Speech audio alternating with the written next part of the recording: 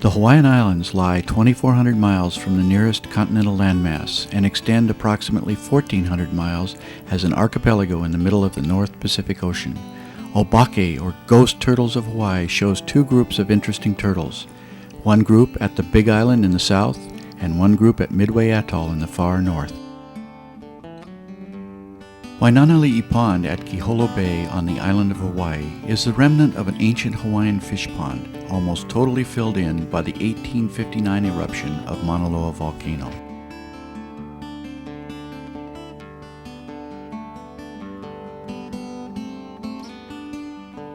The pond is the primary resting site of juvenile and subadult turtles. One can often see young animals swimming near the surface during the day, but most turtles spend much of their day out in the shallow waters of Kiholo Bay feeding on limu or algae, coming in at night to rest in the pond. In the last 5 years, we have witnessed an increasing number of turtles that crawl out of the water and lay quiescent in the midday sun. It is known that they are also emergent during nighttime hours on occasion, but the relative distribution of basking behavior is presently unknown.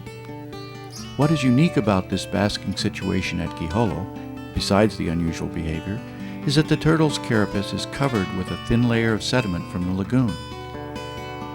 When the turtles are observed in the water, they look quite normal. When they have been basking for a period of time, the hot sun dries their shells and they turn a ghostly white.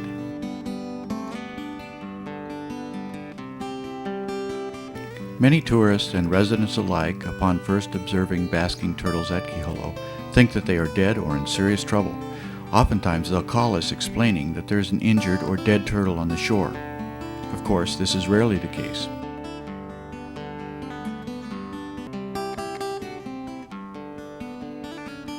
This little fellow has been out of the water for some time and epitomizes the Obake turtles of Kiholo.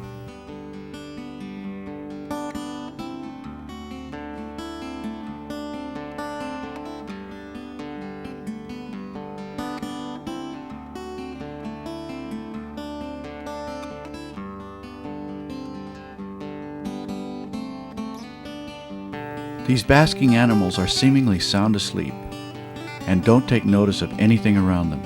If they are bothered by humans, they may simply ignore them, or they may make their way back into the water.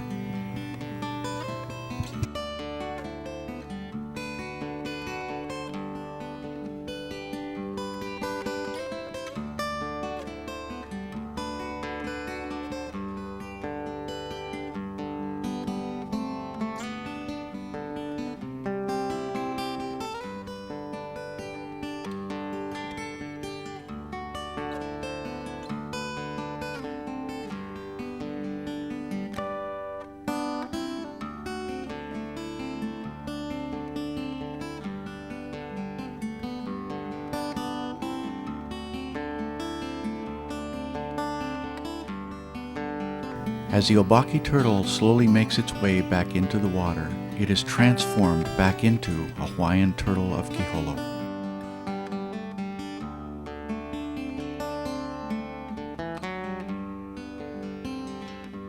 During a recent tagging trip to the other end of the island chain at Midway Atoll, George Balaz and a research team from the Hawaii Preparatory Academy captured and tagged green turtles around Sand and Eastern Island. During our work there, we tagged some 26 animals. One of the areas where Balaz had found turtles resting during earlier work nearly 2 decades ago was a structure known as the cargo pier. This pier was built over the remains of a pre-existing pier and is the area where we ran into the second set of Hawaiian Obake turtles.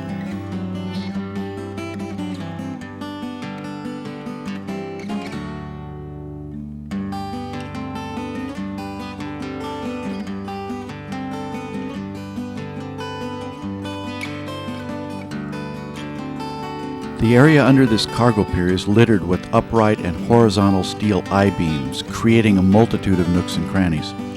The first time we dove this site, it was night, and the impression that we got during the dive was one of mystery and surrealism. Located inside the atoll lagoon, the visibility is rather poor and the water is loaded with sedimentary particles. During the day, it simply looks a little murky and somewhat eerie.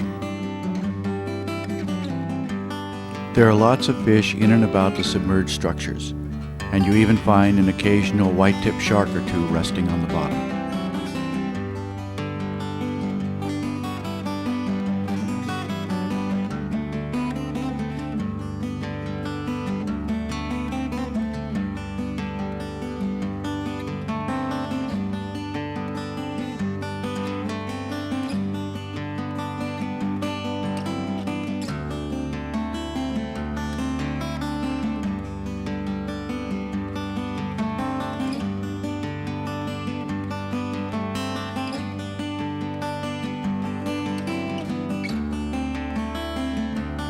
As we swam through the structure, we came across an occasional turtle resting on the I-beams.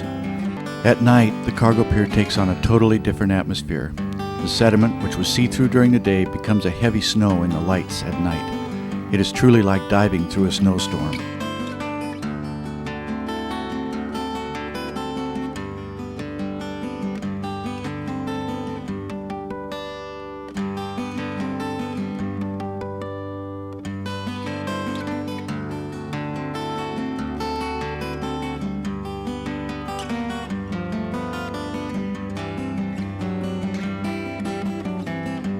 As we proceed through the maze of girders and crossbeams, we begin to come across resting turtles.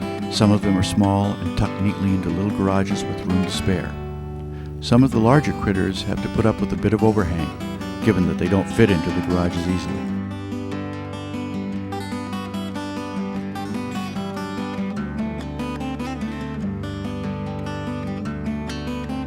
Most of the turtles pretty much ignore our lights and commotion as we pass by, being content in the security of their little condos.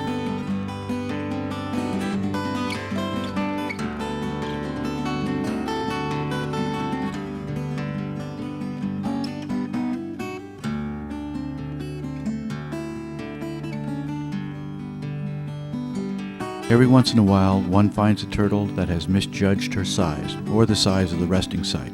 Still, although the situation looks uncomfortable to us, it seems to be perfectly satisfactory for this mature lady.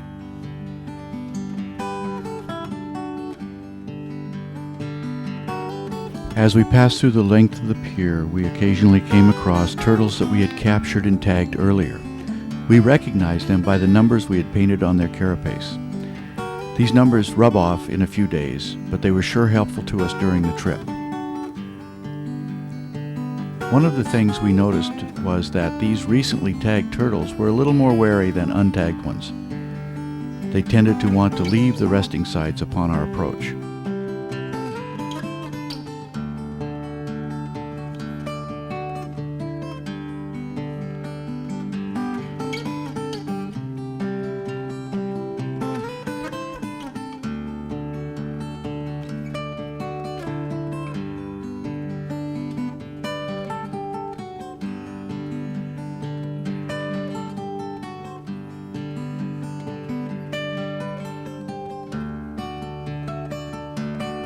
The way these turtles appeared and disappeared during the dive and the eerie diving conditions led us to name the Midway turtles Obake turtles.